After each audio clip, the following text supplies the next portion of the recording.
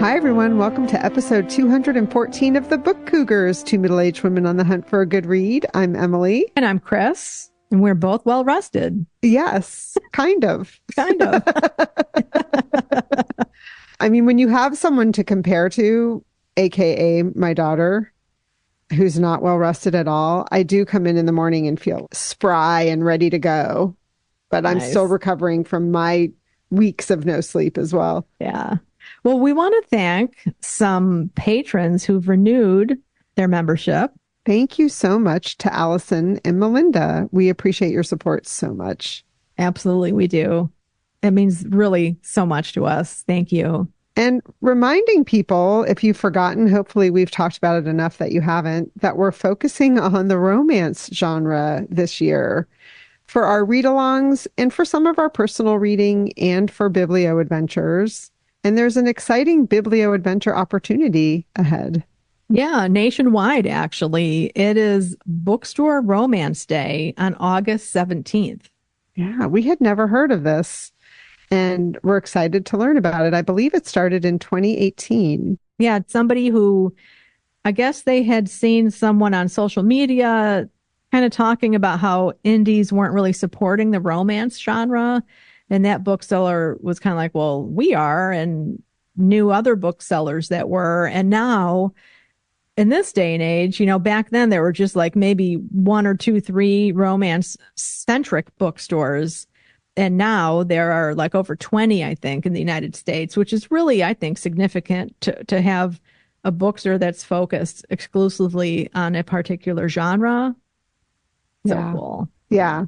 But this is a day where all bookstores, right, they kind of celebrate romance as a genre and focus on it. I believe so, yes. And some authors are getting involved. And I think that, you know, I'm not sure where the libraries are standing at this point, but I know one of the articles I read, they said librarians were reaching out and wanting to participate too. So, you know, check your local bookstores. They may have something going on celebrating romance on the 17th. It might be a good way to just get exposure to some writers and subgenres that perhaps you haven't come across yet. Yeah, and it might be an excellent opportunity to check off a box in your romance bingo card. Yes, it would definitely count as a Biblio adventure. Yes, indeed. And perhaps you can shop and pick up a book that would fit one of the categories as well. And super bonus points for anyone who emails us or calls the Book Cougars hotline to tell us about any of your Biblio adventures. And if you end up at something for Romance Bookstore Day, let us know. Yeah, absolutely. And, you know, bookstores love it when you take pictures and post them on social media. So if that's something that you've never done before, it might be a good opportunity to jump in and do that and tag the bookstores. Yeah, exactly. Yeah. Yep. So, Chris, what are you currently reading? Well, I just started a new book. It's not coming out until September 10th. It's So Thirsty by Rachel Harrison. And this is a vampire novel. Great title. Isn't it? And the cover's pretty cool looking too. Thanks to Berkeley/Penguin Random House for the advanced reader copy on this. This is an author. She's had several books out already. And one of them is one that I have on my TBR. And it's Such Sharp Teeth. And that was a werewolf novel. And I never got to it, or I haven't gotten to it yet. So I'm happy to be into this one, So Thirsty. It's a first-person novel, which I used to not like, but I'm kind of liking first-person now. It's an interesting shift. So it's about this woman who's approaching a significant birthday. She's married to a man who has cheated on her at least twice, and she's just kind of like zombieing through life. She's not happy. She's just kind of plodding along. And her husband surprises her with a weekend getaway with her best girlfriend, who happens to be a woman who does PR for her boyfriend's band, which has really hit it big. So she's been off touring Europe and everything. So they end up together at this resort. And I'm into chapter 6 right now. And so far, no vampires have entered the scene. But it's an interesting place, this resort, because you check in and then you can store your car in their heated garage and it's wintertime. So she's like, sure. So the guy who checks her in drives her to her cabin in this spa community. and leaves with her car. And I thought, okay, like I would never do that. I'd be like, no, I want my car. But, then again, I'm from the Midwest where I have shipped 4 inches of ice off my windshield before. It's not a big deal, right? But then now her friend has shown up. She's flown in from Munich and they're off for a night on the town. So I imagine they're going to be meeting people at the bar who are kind of thirsty. Thirsty. Yes. Yeah. So more to come on that. And then I also need to get back to Mary, Queen of Scots, the biography. I read the first section of it, but then put it down for my week of Biblio adventuring. And now I'm thinking like, I might not pick it up right away. I might just decide to like read a section per quarter because they're really nice sections of parts of her life. So I'm not putting pressure on myself to read it just to read it. I'm going to read it when I feel like it's a good time. Good. Or to try to get it done for Big Book Summer. Yes. I was feeling that pressure and I thought, no, that's not the spirit of Big Book Summer.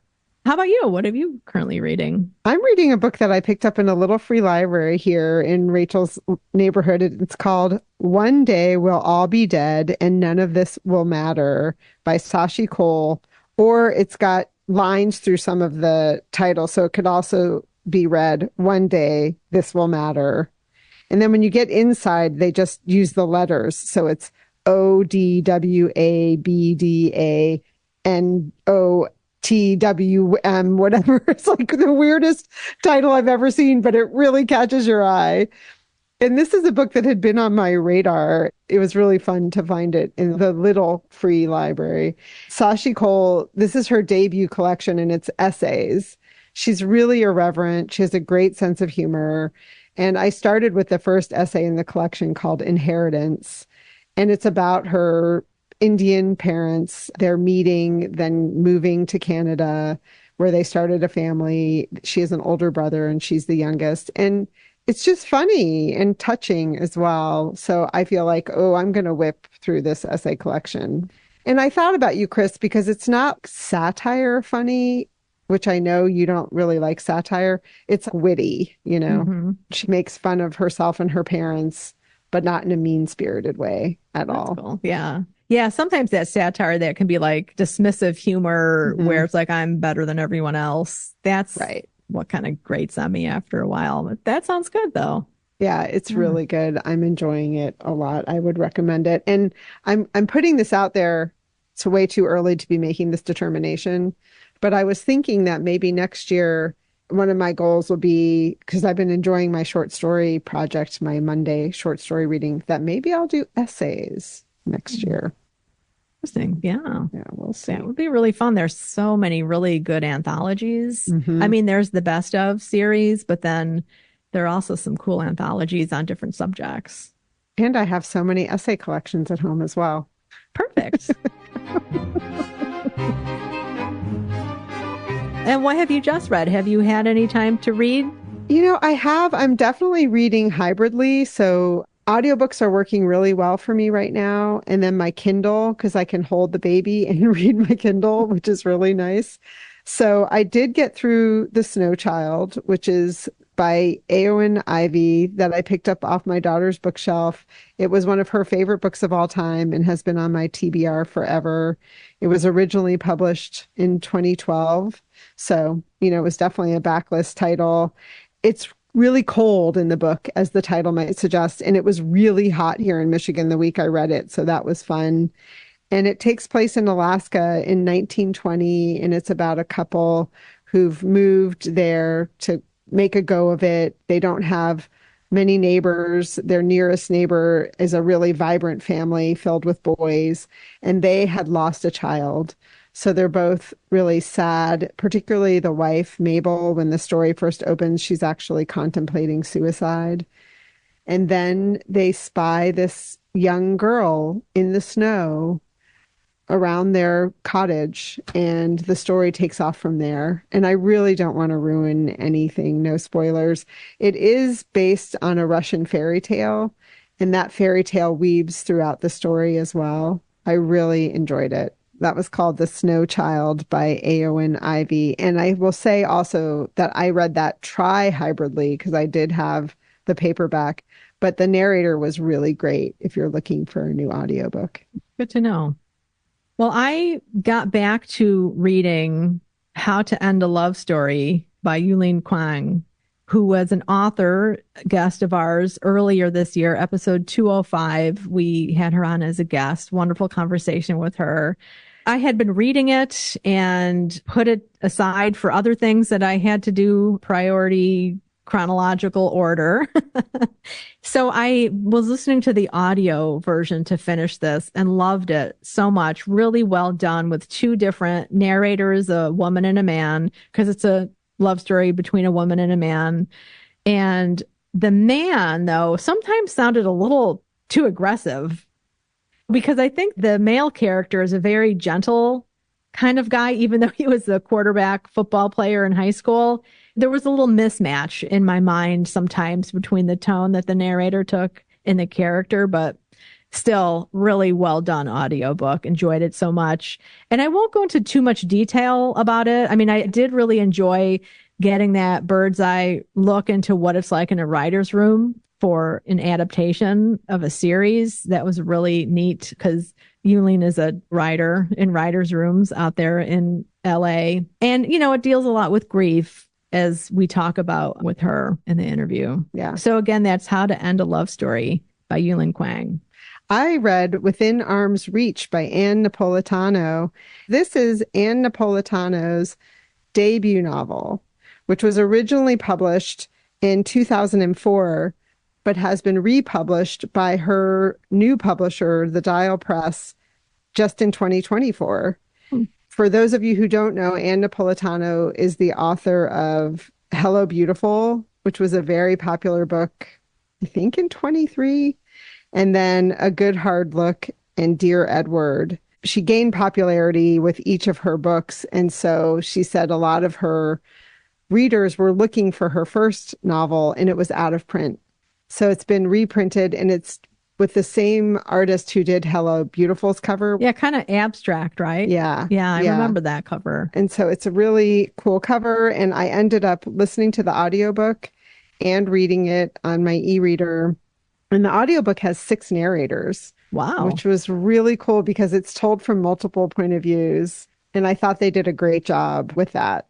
So it was interesting to also see now that she has gravitas, they were probably willing to do a bigger production with the audiobook than they would have in 2004. And audiobooks weren't so hot back then either, right? Yeah. And it's about 3 generations of an Irish-American family. At the end of the book, there's an author's note where she talks about the fear of having a 20-year-old novel reprinted, and also the fact that it is based on her own grandmother, because the grandmother in this story had several children. She birthed several children, 3 of them perished. So part of the story is about grief, and a very stoic Irish family doesn't necessarily talk about it and how that affects future generations. And her granddaughter, so Catherine is the grandmother, her granddaughter Gracie is pregnant, and a lot of the story revolves around that, which was really poignant for me to read as my daughter had just had a baby, and here I am holding this little baby. I really enjoyed it. What's really fun for me is I've read all of Anne Napolitano's novels, That's which cool. I think is why I decided to read it. I was like, oh, this could be an author who I've read all of her work. You know? You're a completist now on her. I'm a completist, and she's a pretty good one for that, I think. So if you've never read an Anne Napolitano, I feel like you'd be safe starting with any of her novels. I can't say that I recommend one over the other. One other thing that was cute, she did say that with this fear of reading, she did a reread of the novel before it was reprinted and was really fearful of it. And she said, it turns out I was really proud of it. I was 32 when I wrote it, and would I write differently now? Yes. But she also explained that she had written 2 novels before that. The first one, she sent out 80 queries or something, and nobody even touched it. The second one, she had an agent, but nobody would be willing to publish it. And then Within Arm's Reach was published, but didn't do very well. You know, it's kind of interesting to hear that backstory as well. Yeah, good for her for keeping going. It makes me think of Caroline Leavitt telling people to keep going, because she had great success early on and then went through a pretty dry spell where nothing was landing, and then it came back up. So yeah, keep writing, right? Yep. Keep writing. And she talks about that. This was the first time she wasn't trying to write to publish. She was like, I'm just going to write a story. And then it flowed much more easily. Nice. Yeah. Well, I read Moby Dick again. It's twice this year. I'll talk more about the Moby Dick marathon that I participated in later on in Biblio Adventures. But one of the cool things about doing this marathon, and there were times when I followed along in the book and other times when I just sat and listened, and I heard different things that I hadn't noticed before in prior readings. Like there was one time when Melville's quoting somebody saying in their boat, beat on, beat on. And it made me think of the ending of The Great Gatsby, which I don't know if it's the last line or but towards the end, it's like, so we beat on, boats against the current, borne back ceaselessly into the past. Such a famous line, which I still really don't understand. But this scene that I want to read you, it's a kind of a chunk, but it made me think so much about Shirley Jackson's The Haunting of Hill House, and one of my favorite scenes from that novel. And I was so surprised to hear this when somebody was reading it, but that I didn't pick up on it when I read this book back in the spring. Isn't that weird? Mm-hmm. Yeah, so strange. So I just want to read this. This is from Moby Dick, everyone. So this is a scene where Ishmael, the main character, the narrator, is talking about when he was a child and got sent to bed, he was punished and he had to go into bed, even though it was daylight and it was the summer solstice. So it was the longest day of the year. And he was in bed while it was still light out. For several hours, I lay there, broad awake, feeling a great deal worse than I have ever done since, even from the greatest subsequent misfortunes. At last, I must have fallen into a troubled nightmare of a doze, and slowly waking from it, half steeped in dreams, I opened my eyes, and the before sunlit room was now wrapped in outer darkness. Instantly, I felt a shock running through all my frame. Nothing was to be seen, and nothing was to be heard. But a supernatural hand seemed placed in mine. My arm hung over the counterpane, and the nameless, unimaginable, silent form or phantom to which the hand belonged seemed closely seated by my bedside. For what seemed ages, piled on ages, I lay there, frozen with the most awful fears, not daring to drag away my hand, yet ever thinking that if I could but stir it 1 single inch, the horrid spell would be broken. I knew not how this consciousness at last glided away from me, but waking in the morning, I shudderingly remembered it all, and for days and weeks and months afterwards, I lost myself in confounding attempts to explain the mystery. Nay, to this very hour, I often puzzle myself with it. So if that appealed to you at all, and you haven't read The Haunting of Hill House, I highly recommend it, as well as I recommend Moby Dick. Very cool. Yeah. So tell me, how many times is this now, including the readathon? 3, my 3rd time. Okay. Yeah, because rereading it earlier this year was my 2nd time. Right. And then, okay. Yeah. So 3 times, which is less than half of what Colleen has read it. I think that was her 7th reading, maybe. Yeah. I'm not sure. 7th or 8th. I can't remember. Okay. I remember seeing her post about it. Yeah. So right on. Well, I got to 2 short stories in the last 2 weeks, and one was a reread, which is unusual for me. But I read The Bookstore Sisters by Alice Hoffman. This is an Amazon original. Apologies for that. So you can either read it in Kindle form on your e-reader or as an Audible audiobook. And this is about Isabel and Sophie, who are estranged sisters that grew up on an island off the coast of Maine. And their parents owned a bookstore. It was a bookstore where people just took books and read them and then returned them. So they didn't do very well financially. Mother sadly passed away when the girls were kind of young. And then Isabel fled the scene and moved to New York, and the 2 sisters become estranged. And in this story, they come back together. I'm not going to give spoilers as to why.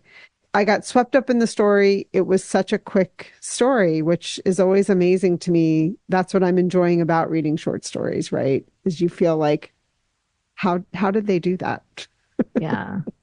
And then just on August 1st, the second short story in this series, which I didn't know it was going to be series. I believe it's going to be a trilogy, The Bookstore Wedding, which they're calling it a Once Upon a Time Bookshop Stories. So Bookstore Sisters was book one, Bookstore Wedding is book two. And this includes the daughter of Sophie, whose name is Violet. And I'm not going to say anything because I think by saying things, it would spoil the first short story. Okay. But it takes place again back in Maine on this island and revolves around the bookstore, obviously by the title. Yeah. There's more baking in this one, which I really appreciated. So, very good. Yeah. Yeah. Really good stories. If you're looking for something and you're willing to do business with Amazon, which I know some people have very strong feelings about. We have talked to authors who have said that one of the nice things about Amazon is they do pay them well, which is nice. And they have great editing experiences, I've heard, and they do a lot of translation, which is so important. Yeah. So I try not to buy things from them book-wise. I do buy other things, but when I saw these Alice Hoffman short stories, I couldn't help myself. Yeah. So again, those were the Bookstore Sisters and the Bookstore Wedding, and both of them are available now on Amazon. Well, I read two more novels. So after Moby Dick, I didn't want anything to do with whales or violence, anything like that. So I picked up The Rose Arbor by Reese Bowen. August 6th, I believe, is when it came out. It's my first one by her, and it's a standalone. I really enjoyed it. So it is about this town on the coast of England that is requisitioned, taken over by the army during World War II as a practice area for eventually landing on Normandy in D-Day. And it's a small village. There is a manor home, and everyone has to clear out. They have like 2 weeks to clear out. So that's kind of the opening of the book, are these people clearing out. In 1943 it is. And then you jump to the 1960s, and there's this young woman who is not having great luck with her career in newspaper. She came upon this story that was about an important person that she notices is having an affair. And the story she writes gets squashed by the person who owns the newspaper. And now she's writing obituaries. Her roommate is a police officer at Scotland Yard, another young woman. They're childhood friends. And there is a case of a missing girl, a toddler, who goes missing. And the whole country is searching for this little girl. So the friend who's a police officer is going to be going on investigations. And so the newspaper character invites herself along. It ends up being a really interesting story in that it's a little heavy-handed at times, because I thought, okay, there are a lot of things being planted along the way. And I know that Reese is a really popular, skilled author. And I thought, surely this can't be that simple, that she's planting these things because this is what it is. But there are also a lot of really good red herrings that make you wonder. There is a love interest along the way as well. It deals a lot with mothers and how they feel about their children. So that might be a trigger warning for some people, because again, going back in time, there are cases from World War II of young toddler girls who went missing when they were being evacuated from London and put on trains by their parents to go out to the country somewhere. Some girls never made it, at least in this one case or two cases. So there's some of that background investigation as well into what happened then. I don't want to say anything more. The only other thing I guess maybe I want to say is that there were times when they used the term real mother instead of birth mother, when there are examples of people raising children that were not biologically theirs and they are mothers. And that could have been a choice that they made in the time period.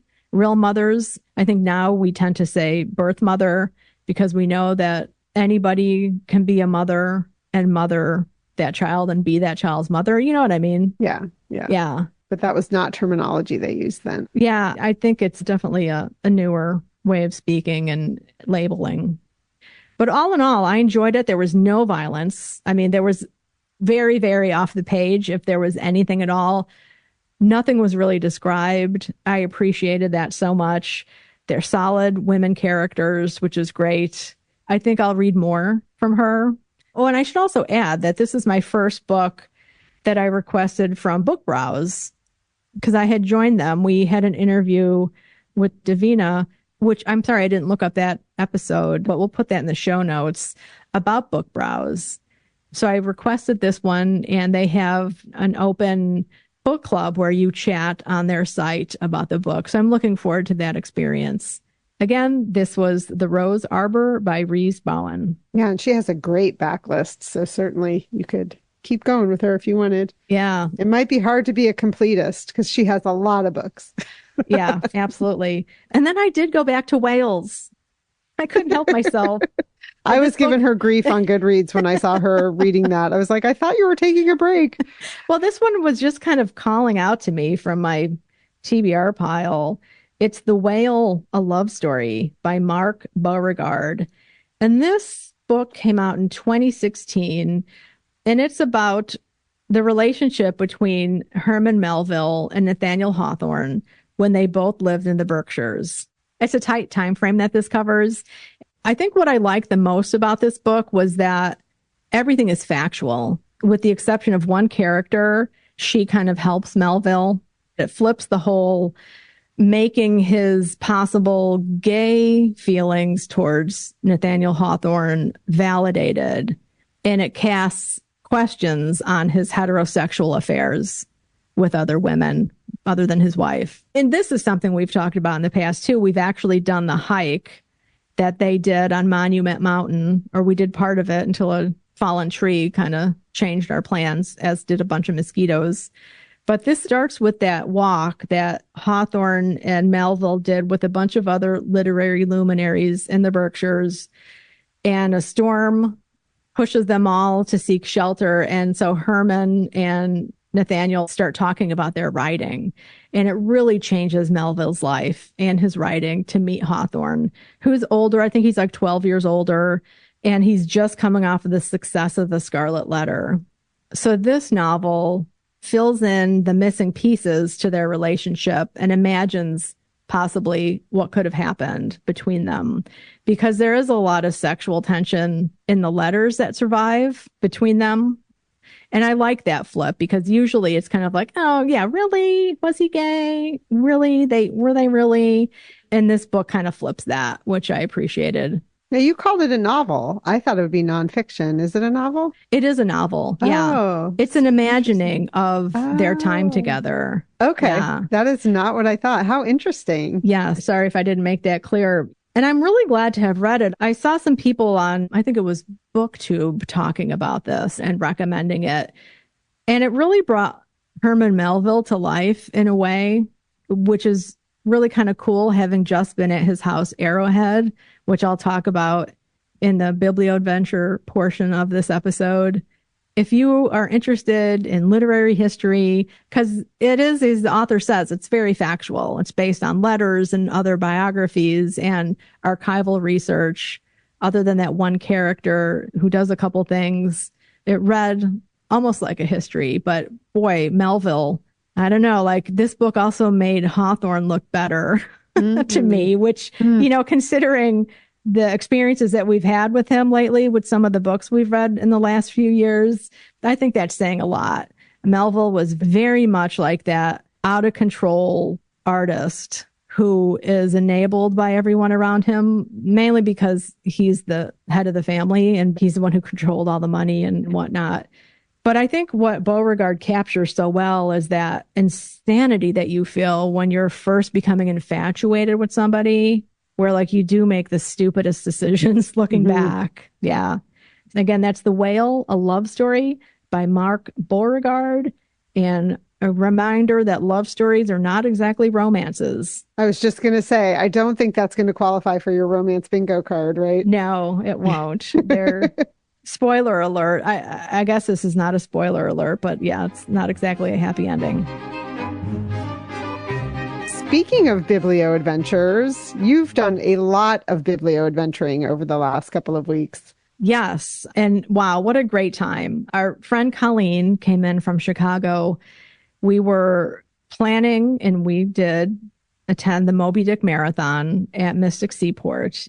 Our adventure started with the Sunday night. Colleen and I did our monthly Patreon salon together, and that was a lot of fun. And then Monday morning, we got in the car and drove up to the Berkshires, where we visited Melville's house, Arrowhead, which you and I had visited before, at least the outside, right? We didn't get inside together. Right. You had been there before, I felt like, but I had never been. Yeah, but we were outside. I had been there once just the day after a snowstorm. And so I was the only person there that other time. And this time there were several people there. So it was really cool. You get to see the whole house, and including his study with his kitchen table desk. And, you know, it faces Mount Greylock, which they say was in part an inspiration for the white whale, because when that mountain is covered with snow, it looks like a whale. And one of the things the tour guide said to us is that Melville had awful handwriting. So he would write by hand, which is what you did back then. And then his wife and his sister would write clean copy for the printer. But Herman insisted on putting in his own punctuation. So they couldn't put in any punctuation, which I thought was really kind of like, well, how then do you decide what kind of spaces to leave, right? Yeah. So I have to read you a couple sentences going back to The Whale, the novel by Mark Beauregard. And it's been snowing a lot. They're stuck in the house. And so Melville's wife and sister gather up all of his papers that they currently have. And this is some lines from the story. So they began gathering around the dining table in the afternoons to make fair copies for the printer. It was irksome drudgery, made worse by the fact that Herman insisted on inserting the final punctuation marks himself, meaning they had to guess exactly where to leave spaces in his often long, convoluted sentences. So wow. I thought that was funny to have the Biblio adventure and then read that novel and have that factoid right there. Because one of the things I love about visiting author homes where you do have these docent-led tours is that they're almost always a little bit different. Each person has their things that they share about a tour. So that was really cool. After Arrowhead, we jumped in the car and went to Edith Wharton's The Mount, which we have been there several times together. And again, their tours are always top notch. We got there, we had lunch on the veranda, and then we had a tour, which was lovely. They're just always good there, the tours. They're completely outstanding. And that house, of course, it never gets old to look at that. So this was around Lenox, Massachusetts. After we finished at the Mount, we drove to Amherst, where we had a hotel set up. And then the next morning, we went to Emily Dickinson's house and had a tour there. And it was so cool because you remember there's the piano that they have there, and they let people play Emily Dickinson's piano. I mean, I should say it's not actually her piano, but it's a piano just a few serial numbers away from the one she did have. So it's the exact same piano. And Colleen plays piano. So when the docent was walking out and said, if anybody'd like to play, feel free, I was like, hey, you know, and Colleen did. She jumped in and started playing the music that was there on the piano. And amazing. I took a video of it. So we'll put that in our social media so you can see that. I was so impressed that she just jumped in and started playing. It was very lovely. And then we got to see Sue and Austin's house next door, the Evergreens, which is just newly reopened after some extensive renovations. And it was neat to be in there. When I had been in that house, like back in 2013 or 14, you could only go into like the front area and then the kitchen. Most of the house was not safe for people to walk around in, but now it is. You can go throughout the whole house. And then they end that tour in a room they call the Emily room, where they tell you the story of what happened after Dickinson died and all of her poems were discovered and the tortured history of those initial poems getting published because there was some family feuding going on. Interesting. Yes. And people can explore that. But it was a really well done tour as well, and quite fun to be in that different house that is not it's not like redone to the extent that Dickinson's house is. Like that house is pristine at this point. And remember the show Dickinson that I love so much? they donated a lot of their props. So there is some really quality period pieces in there. Well, I also wonder if they gave them some money, like how they got the money, because the Emily Dickinson house has just finished a big renovation as well. Mm-hmm. So that's really cool that they're able to do both. I have such green-eyed envy that you got to go there. I look forward to seeing that house. Just so people know, also, when you're in Emily Dickinson's room in the Emily Dickinson, is it called the Emily Dickinson House or Museum? I can't remember. Oh, well, it's the house and museum. The Homestead is what it was called, I guess. Yeah. She would look out at this other house that Chris is talking about that's now renovated. So it's really cool that, I've only ever gone and seen that house and been like, ooh, I'd love to get into it. So that's so cool that you got I a think chance. we should add that for our winter Yes. adventures. I think it'd be so much fun to go up there again. One of the things this tour guide said in the Emily Dickinson house, which I vaguely remember, but I don't think it ever clicked with me, that from the age of 9 to 25, they actually lived in a different house, the Dickinsons, because they were financially struggling. So they rented out that house. And so when they moved back into that home when Emily was 25, that's when her writing really took off. Yeah, I remember them telling us that when we were there last time. Yeah, see, that didn't click. That really clicked with me this time. But just how special that house was for her in terms of feeling comfortable and giving her that energy and space to create as she did. Then did you go because down the block is the Amherst Books, right? Yes. We did go down to Amherst Books and have a nice browse. I bought a couple things. Well, at the Emily Dickinson house, I should say, I bought The Letters of Emily Dickinson, edited by Kristen Miller and Domhnall Mitchell. And then I bought the newly released Emily Dickinson's poems as she preserved them, also edited by Kristen Miller. And this is the first time her poems have been published in the order that she wanted them kept. Because remember, her poems were put together in these little packets that she sewed together.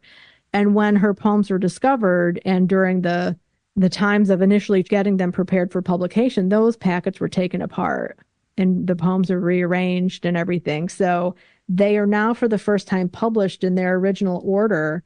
And then also the word variants are included as well.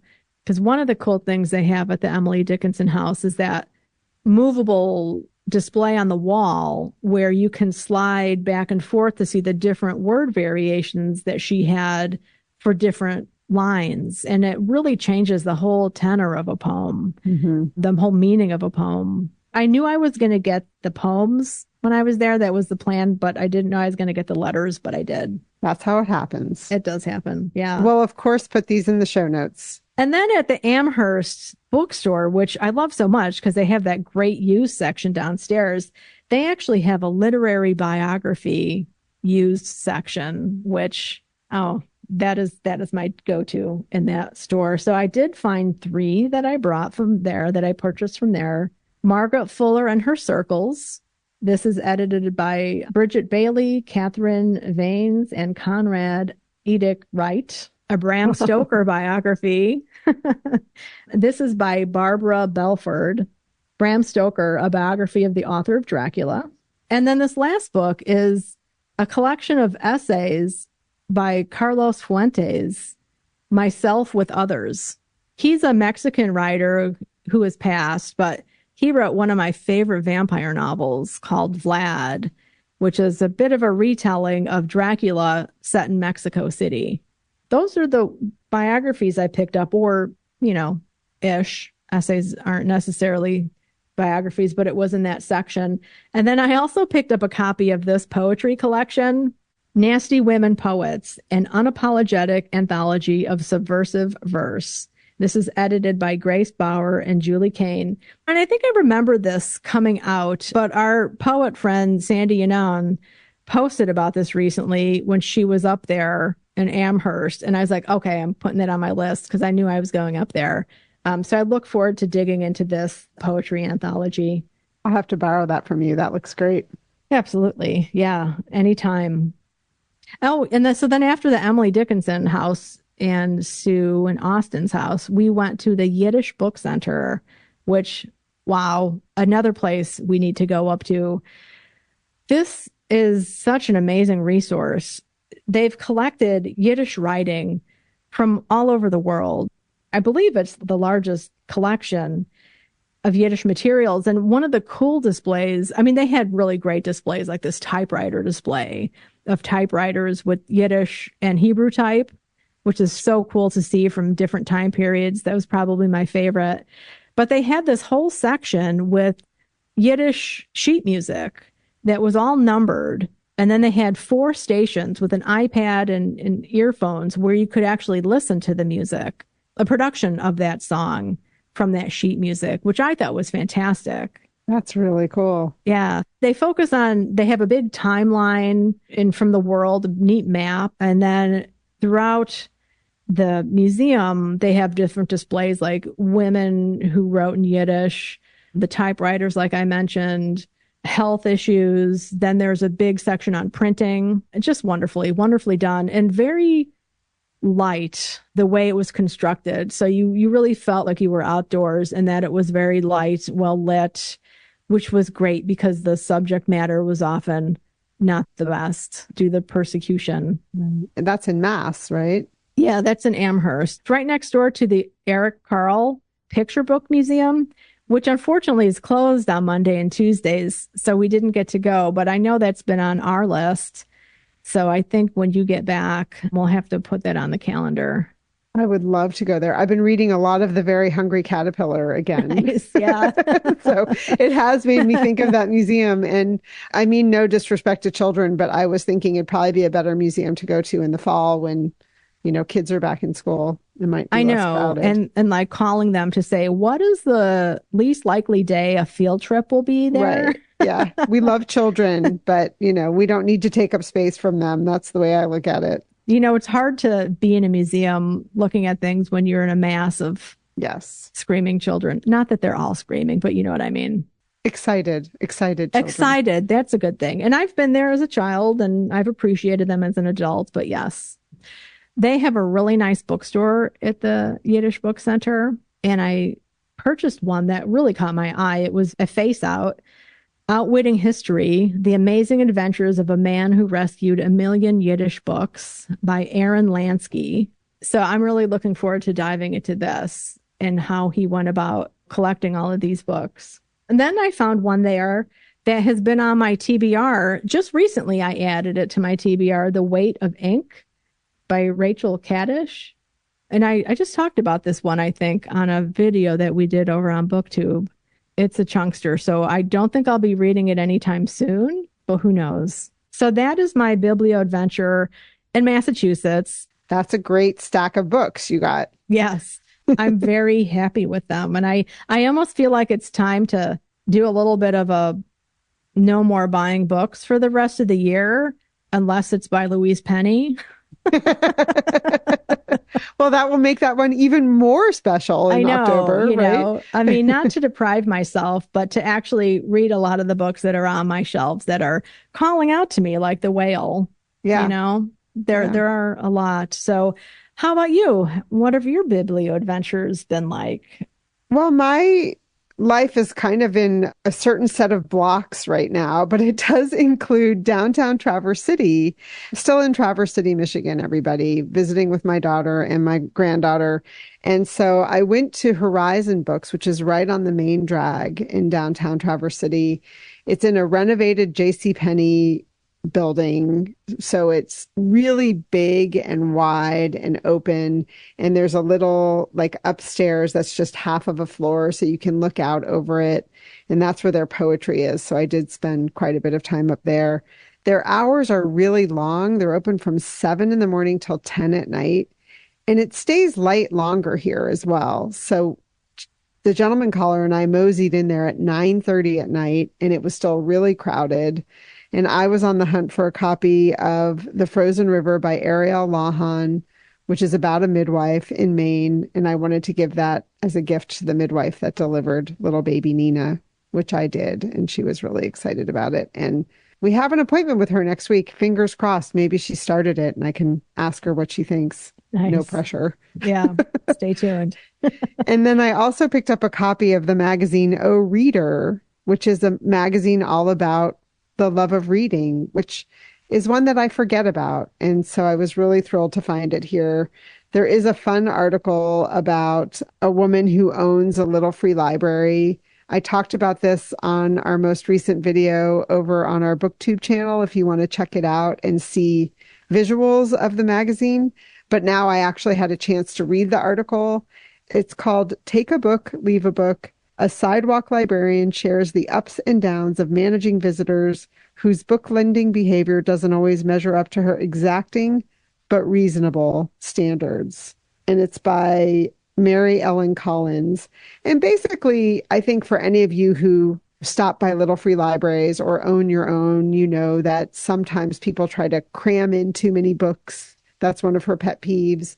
Or they leave, I think she talked about someone putting in a copy of a 1982 Guinness Book of World Records, like really, sometimes books are just meant to be retired. So she talks a little bit about that, and also that she does feel like it's her library. So even though she thinks people should read everything, if there are political books that are put in there that don't feel good to her, she will remove them and donate them somewhere else. And one of her other pet peeves is when people put non-books in her little free library, which I can totally understand that, like toys or a bag of popsicle sticks or whatever. Right. So the point of the article really is you have to do a lot of culling in your little free library if you put one up, something to keep in mind. Yeah. I think you and I have been known to cull a little free library here or there as well, or just organize them if nothing else, right? Yeah. And when we were up at the Mount, just Colleen and I, remember that little free library that they have there at the entrance? Yeah. It was really low on books. I think there were 2 or 3 books. So, I got a bunch of books from my box in the car. And so we put a bunch in there, and Colleen even took one of them with her. I was like, feel free to take one that looks good. Great. So, yeah, so that came in handy to give them a little bit of a refresh. Yeah, that's one of the hacks that Chris and I both do is we have just a box of books in the back of our car. And when we stop at little free libraries, it's always fun to drop one or more if there's one. More if they need it. Yeah. Peaked. Yeah. So that was a fun stop right downtown. And then the other thing is Traverse City, they have a mad little free library game going on here. I'll tell you, the neighborhoods are rich with little free libraries. Just today on my way here to record with you, I stopped at one that I discovered last night on an evening stroll, but it was too dark to get pictures of. That is it is in my top 10 little free libraries I've ever seen. I will be posting on social media when we're done recording. It is made out of plexiglass, so it's completely clear, and it has a reproduction of the house that it's sitting in front of inside of it. And then a very small space on the bottom for actual books. So it doesn't hold that many books, but it is so cool. I'll post that on socials, and maybe we'll even put it in the next newsletter so people who aren't on social media can see it.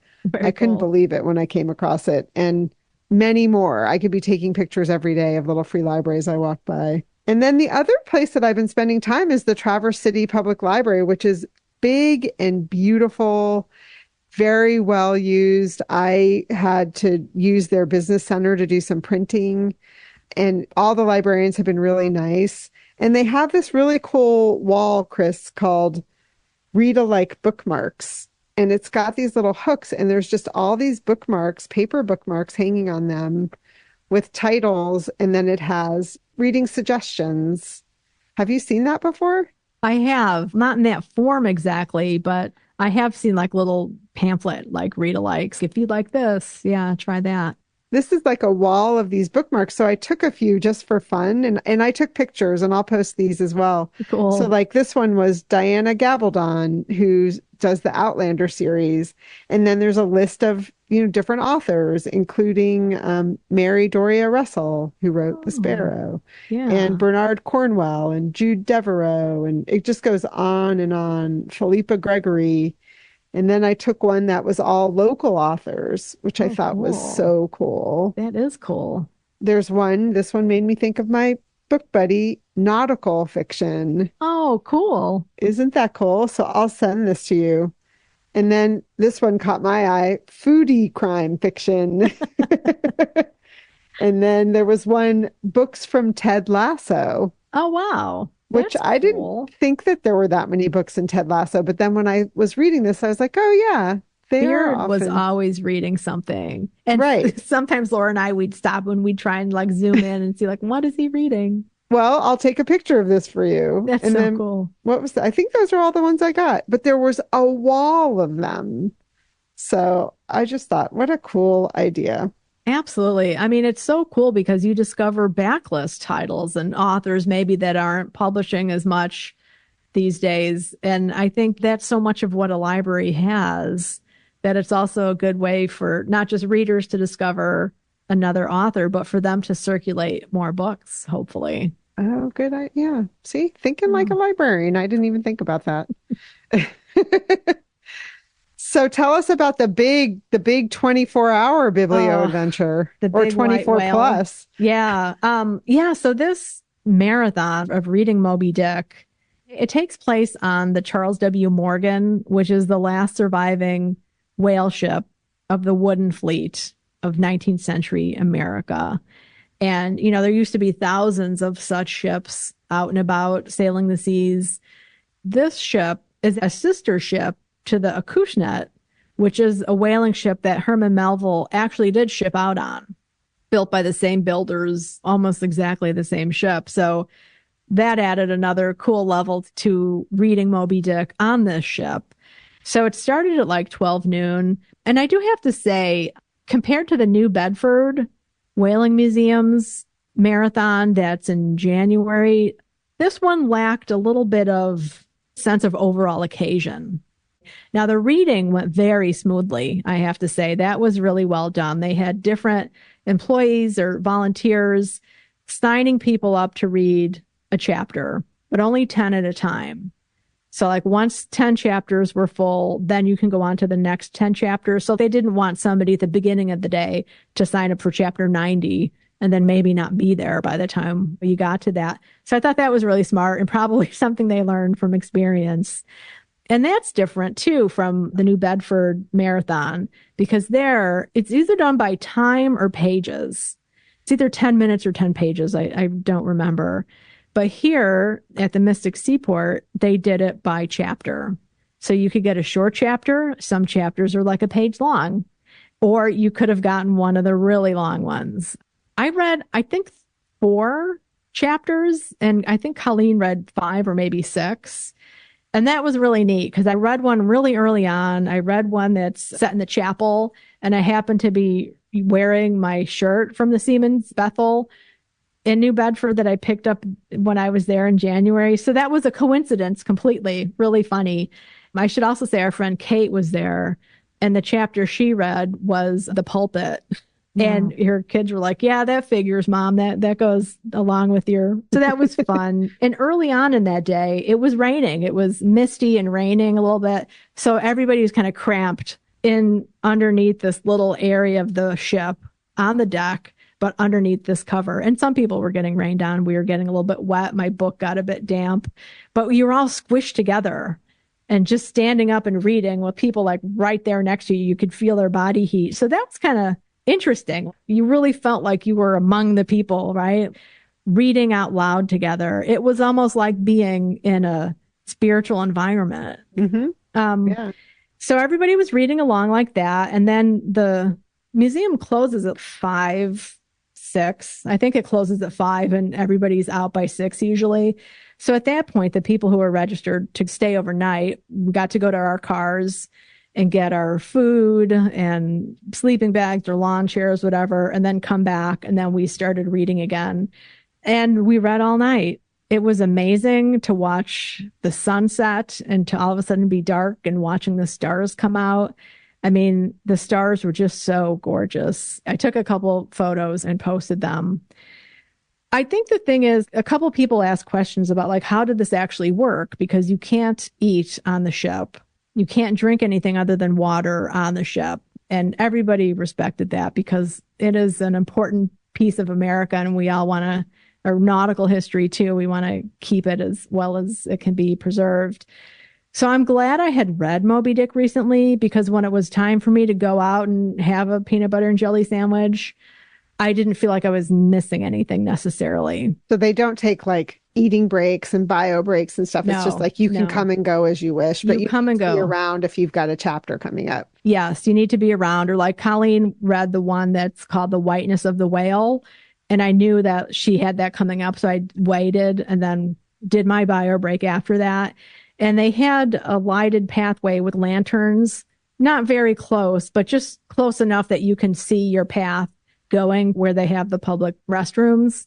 I think having read it, I did not feel any guilt or like I was missing out on Right. anything. I have this image of them doing the Bueller from Ferris Bueller's Day Off, like if someone decides to go to the bathroom and it's their time to read, Bueller, Oh my God, it's so Bueller. funny you say that because it happened at one point. They were Oh calling no. somebody's name and somebody else finally said Bueller.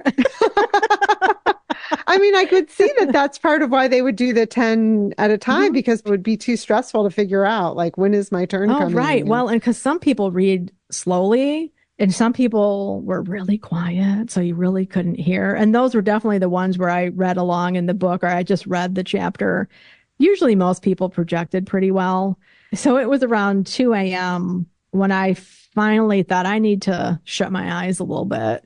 And I did fall asleep. I jerked awake a couple times, like, oh. And so I finally just put my coat over my head and slept. And I woke up at like 4. Wow. That was And you pretty were just good. sleeping like, did you like put a bedroll down on the floor? Oh, or- you know what? I slept in the lawn chair. I have a close to the ground lawn chair that went back. So I just did that. Colleen stretched out on a yoga mat and slept a little bit too at one point. And people had a variety of different things, sleeping bags, other types of lawn chairs. It was just nice to have a variety of ways to sit because they have benches there on the ship, or you could just sit on the ground too. And you could also go below deck to sleep in one of the berths if you wanted to. And I think some people did do that. Because that would be part of the fun. Then you would miss some of the reading, right? They don't stop. You just, there's someone Nothing always reading. stops. Nothing stops. It just keeps going. We did have a break at 7:30 in the morning because they did a rowing. They took people on a rowboat, the whale boats, that get lowered to actually hunt the whales. They took people out rowing on that. I didn't do that because of my bad ankle at the time. So after that, we met then at the meeting house there at the museum and finished up the reading there because the museum is open and they have different types of demonstrations that they do on the ship. Like one where they'll spot a whale and, somebody's up in the mast and there she blows. And then they show you lowering a whale boat. And then actually Colleen helped hoist one up at the very beginning, which was a lot of fun. So that's why they do the ending of it at another place where you can actually hear and focus on the reading. Right. Yeah. So do you feel like you brought everything you needed to bring? Like if you were to do it again, would you do anything differently? I don't think I would. When we went to the car to get our overnight gear, I actually forgot my yoga mat and a butt cushion that I have. I totally forgot them because they were in the back seat, not in the hatchback part of the car. And I was like, well, it's okay. And Colleen offered to go back and get them. And I was like, no, I think I'll be fine. And I was. So for the food that we brought, we each had made 2 peanut butter and jelly sandwiches apiece. And then we brought 2 apples. And then we had some random snacks as well. And I felt like I was good with the food that I did bring. I was really hungry at the end. And we went to Mystic Pizza as our reward. And man, we polished off our pizzas. That is for sure. So Colleen and I did the overnight thing. Kate, she's like, I'm not sleeping on some smelly old ship, even though she is a boat person. She and her husband had a hotel room and they had been there a couple of days. So Kate was there during the day and then she met us then for pizza the next day. Perfect. Yeah. I'd be with you, Kate. I'd be at the hotel. Well, you know what? I mean, I don't think this is going to become a tradition for me, an annual thing at all. But I could see maybe going for the beginning or showing up the next day for the end, maybe. But I think doing it, I highly recommend the experience because to be on a whaling ship, and there's only one of these left in the world, it's just a tremendous experience to look up and to see the masts with the stars above Such a Yeah, great your pictures experience. were amazing. Both you and Colleen, I was following along the whole time on social media watching, and the pictures were fantastic. A I'm lot of so glad you fun. had Yeah. fun. And I guess the thing is, when I meant in the beginning about not having a sense of occasion, there wasn't that much of a sense of camaraderie between everyone who was participating. It was very much chapter, chapter, Hmm. chapter. I mean, and there were some fun moments with people. They even had the performer come and sing some sea shanties at around, I think, 9:30, 10 o'clock at night. And that was fun to sing some of those. That's so fun. Yeah. Cool. Yeah, but I recommend it. I recommend both that New Bedford Whaling Museum experience and then the Mystic Seaport. Mystic Seaport is always July 31st to August 1st because that's Melville's birthday. So that's part of the celebration there. And then Arrowhead also has one. We were there on Monday and theirs was starting on Thursday, which was August 1st, Melville's birthday. So maybe next year I'll check out their marathon reading and see how that goes. And that's a 24-hour one as well. I believe so. Yeah. And Robin L., who's out in California, she said on social media that she's contemplating going to one that's in San Francisco in October. So who knows how many of these there are around the country. Yeah. Report in if you know of one. We'd love to hear about it. Yes. Maybe Chris will Yes. be doing them all over the country. I don't know about that, but I do have to say, Moby Dick is really growing on me as a story. Hmm. It really is, and what he was trying to accomplish. So, reading Mark Beauregard's novel, The Whale, he is claiming that Melville was channeling his love and obsession with Hawthorne into Ahab's obsession with the whale. And I don't really see that. I don't see it that way. But Moby Dick is funny as hell. There's Hmm. some parts that are so funny and other parts that are just really gruesome. Hmm. Well, I'm still living vicariously through you. So thank you for rereading and rereading. My pleasure most of the time. So, upcoming jaunts, what's coming up for you? Well, I have two that I found that hopefully I can get to. One is a Friends of the Library book sale that Hmm. started, I think it actually started today for Friends of the Library, maybe people who donate, and then it's going for 5 days, Oh, which none of the nice. library sales go that long where we are, at least not that I've noticed. And this is at Peninsula Community Library, which is up one of the Peninsula Arms. So it's still considered Traverse City, but it's not in the downtown area. So I'm interested to go to see one of the libraries, but also I left all my books at home. I had to hop on a plane so quickly to get here. So it'd be fun. I'm just making excuses. It'd be fun to go shop a library sale. Yes, indeed. And then Traverse City has a National Writers Series that takes place over a long series of months. And coming up in August, Peter Heller is going to be here. Oh, neat. He has a new book coming out called Burn. And it's very different than his other books because it takes place in Maine. I feel like all of his other ones have been in the West. And it's about two boyhood friends who are camping, and somehow something happens whilst they're camping where they emerge from the woods, and it's a dystopian time. I think it has to do with political unrest. Have you read about it? I have. Yeah, that's pretty much what I heard, that the country's kind of shaky as they're going into this trip, and then they come out and it's just everything is chaotic. Yeah. So I haven't bought a ticket yet, but I looked and there are tickets available. So I'm hopeful because it's an evening. I think it's like a Saturday night, the 24th, I'm pretty sure. And he's in conversation with Doug Stanton, who's also an author who's written In Harm's Way, The Odyssey of Echo Company, and 12 Strong, Hmm, which I believe was made into a movie. So I'm hopeful that I'll get a little biblio adventuring in soon. nice. That's exciting. Yeah. Well, I don't have anything in particular on the book. I am going to Chicago to celebrate my mom's 85th birthday coming up, but nothing actually scheduled bookish wise. Oh, I think you'll find some bookish mischief in Chicago. I've no doubt. We'll all be waiting to hear.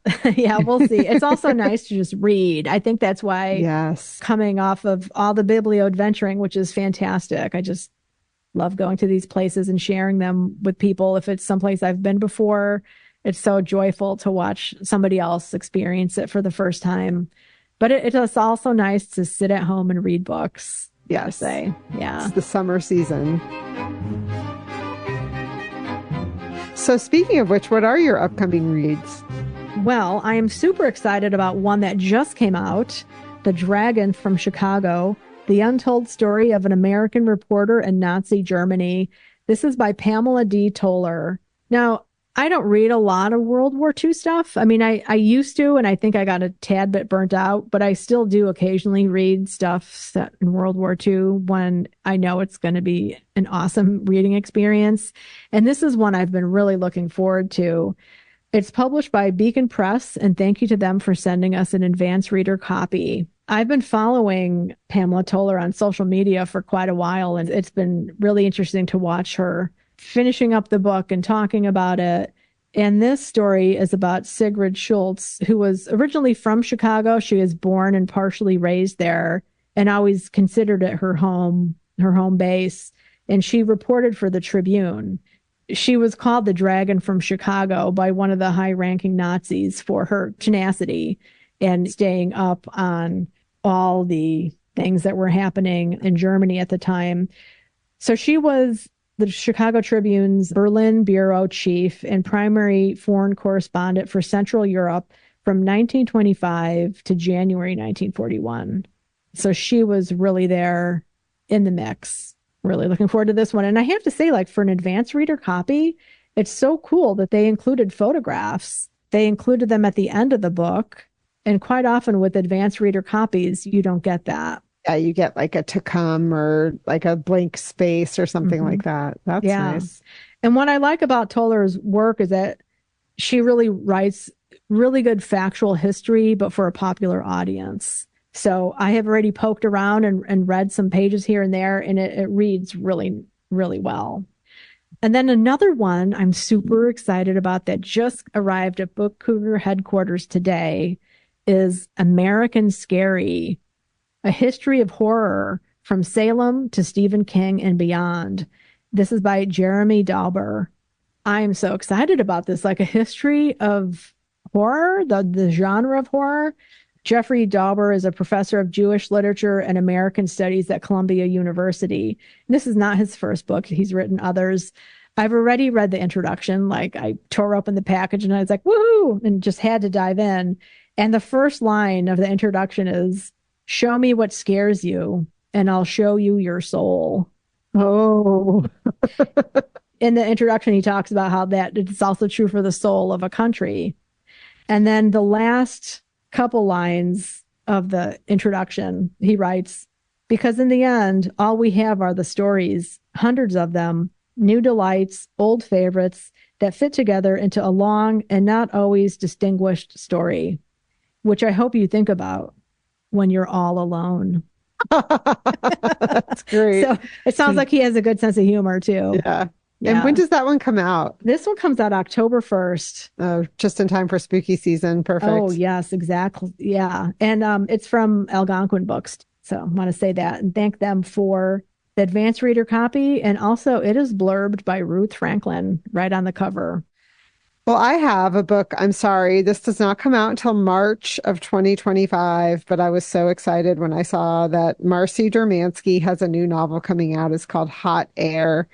She's like the queen of the 200-page whomp you over the head novel. I just love her. So if you've never read Marcy Dermansky, you're going to have to wait to March to read this one. But she has a backlist I would check out. And I've talked about her on prior episodes. And then the only other one I have on my list is Envy by Sandra Brown, which is our third quarter read along. We will both be digging into that in the next month. That read along conversation is September 15th at 7 p.m. by Zoom. It's free and we still have space. If you're interested, email us at bookcougars@gmail.com. We're hearing from listeners that it is a page turner. I cannot wait to dig into it. Yeah, I'm debating what I'm taking with me on the plane. And it's either going to be that or The Frozen River, which I thought I was going to be starting next. But you know, when there's a book that's so popular and so many people are praising and you're really excited to read, you also are hesitant. Yeah. But I I know totally get that. I want to read it during the summer when it's hot. Yeah. Yeah. Well, you have more summer. It's hot in the fall too, so you got time. I do indeed. And speaking of time, we want to encourage everyone to check your voter registration. Make sure that you're registered to vote. You're good to go for November. And please vote. Please, please vote. And we wish you lots of happy reading. Thanks for listening to The Book Cougars with Chris Wallach and Emily Fine. We'll be back again with another episode in 2 weeks. Until then, come chat with us on social media, Goodreads, or email us at bookcougars@gmail.com. If you'd like to help support our podcast, please tell others about us, leave a review wherever you listen, and consider becoming a patron. Even $1 a month is a big help. Learn more about that on our website, bookcougars.com, where you'll find the show notes for this and all of our past episodes. Thanks, everybody.